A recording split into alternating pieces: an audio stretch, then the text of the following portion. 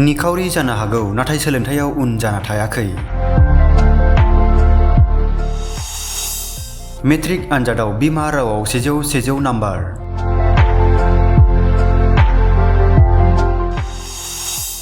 मोनबा आयदायाव लेटार गासै 517 नाम्बार लाना मेट्रिक आनजादाव उथ्रिसार।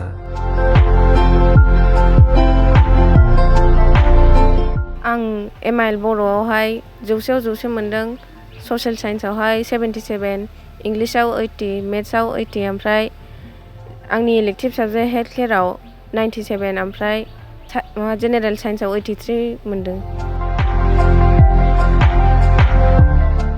गसाइगाव मालागुरिनि सज'न नार्जारिया मेट्रिक आनजादाव बर' बिजोंजों सोलोंथाइ लाना बिमा राव एबा बर' आयदायाव 100आव 100 नाम्बार लाखिनानै देग्लाय 2026नि HSLC आनजादखौ 517 नाम्बार लानानै डिस्टिंसनआव उथ्रिसार जायो। थांखिया MBBS डक्टर जानायनि सिमां। HS आवहाय साइन्स स्ट्रिम लानानै उनाव निट क्लियार खालामनानै कार्डिअलजिस्ट जानो थाखाय MBBS फरायनो सानदों। बिफायानो फरायसालिसिम लांलाय लाबोलाय खालामोमोन। खस्थ' खालामनायनि फिथाइखौ सुफुंनो हानाय बायदि मोनदों। आंनि खस्थ' खालामनायनि फिथाइखौ सुफुंनो हानाय बायदि मोनदों। आं फिसानि साननायखौ जाफुंहोनो नाजागोन। अनसुला बिफानि बिबुंथि। लांलाय लाबोलायाव आंनो टट' सालायखायो नालाय, टट'जों लांलाय लाबोलाय बानायो आरोखि आंनि फिसाजोखौ।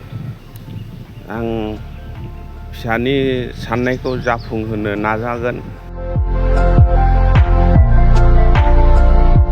क'क्राझार जिल्ला गसाइगाव महकुमानि सिङाव थानाय मालागुरि गामिनि थागिबि बिफा राजेन्द्र नार्जारि, बिमा देबि नार्जारिनि फिसाजो सज'न नार्जारिया हायार सेकेन्डारि स्कुल गसाइगावनिफ्राय थांनाय मेट्रिक आनजादाव बर' बिजोंजोंनो सोलोंथाइ लाना बिमा राव एबा बर' आयदायाव 100आव 100 नाम्बार मोननो हादों आरो गासै मोनबा आयदायाव लेटार मोननो हानानै थांनाय मेट्रिक आनजादाव सेथि मासियाव डिस्टिंसन लाखिनो हाना ओनसोलाव गोग्गानाय आरो थुलुंगानाय लाबोदों सज'न नार्जारिया।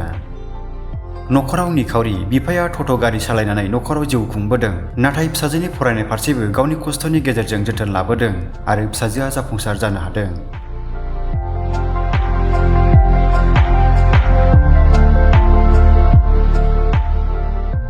मख'नो गोनांदि बर' बिजोंजों फरायनानै 2026 मायथाइनि मेट्रिक आनजादाव क'क्राझार जिल्लानि सिङाव क'क्राझार जिल्ला दुलाराय बर' फरायसा आफादजों सायख'जानाय 1010 मासि आवग्रिनो हानाय फरायसाफोरनि गेजेराव सज'न नार्जारियाबो 4थि फारिलाइयाव मुं आवग्रिनो हायो।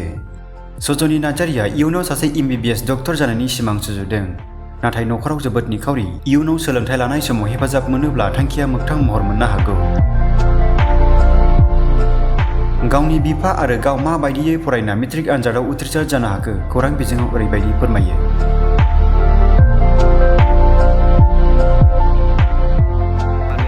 आंना मुङा थरायना सज'न नार्जारि। नोंथांनावहाय मिथिनो मोनदों MIL आवहाय 100आव 100 लाखिनाय। दा नोंथाङा बबे स्कुलाव फरायोमोन? आं गसाइगाव हायार सेकेन्डारि फरायसालियाव फरायोमोन। नोंथाङा माबादि फरायनायजोंहाय बेबादि मार्कखौ मोननो हादों होनना बुङो? आं बिदिनो फुङाव 3टा 4टायाव सिखारनानै 7टा 7:30सिम फरायोमोन, ओमफ्राय बेलासियाव टिउसन थांखांना फैना दसे रेस्ट लानानै 6टानिफ्राय बिदिनो 9टा 10टासिम फरायोमोन। बबे साबजेक्टआव बेसेबां मोनदों होनना बुंदों?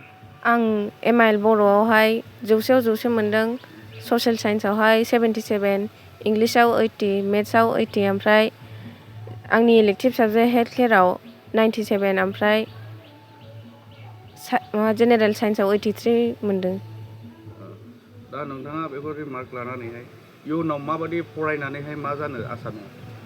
आङो दा फार्स्ट माबायावहाय HS आवहाय साइन्स स्ट्रिम लानानै उनाव निट क्लियार खालामनानै कार्डिअलजिस्ट जानो थाखाय MBBS फरायनो सानदों। MBBS? फरायनाय समाव नोंसिनि न'खरनिफ्राय बिमा बिफानिफ्राय माबादि हेफाजाब मोनोमोन? गोबां हेफाजाबानो मोनोमोन। न'निफ्राय नोङो गसाइगावसिम थांनायावहाय माजों थांलाय फैलाय खालामोमोन? आंनि बाबायानो दोनलाङोमोन। माजों? गारिजों, टट'जों। मा नाम आदा? आंनि मुङा राजेन्द्र नार्जारि। गामिया आंना मालागुरि गोग्लैयो। नोंथाङा दिनै बे मेट्रिक आनजादाव MIL साबजेक्टआव 100आव 100 लाखिनो हादों। बे समाव नोंथाङा मा बुङो?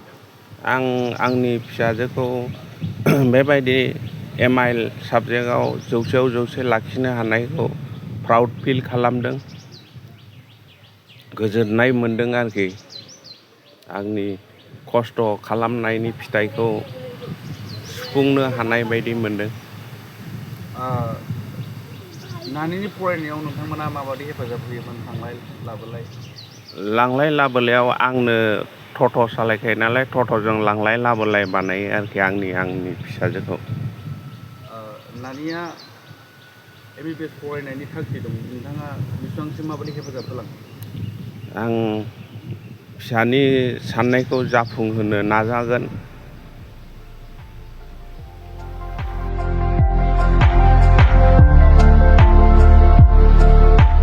News Desk BDC Live 12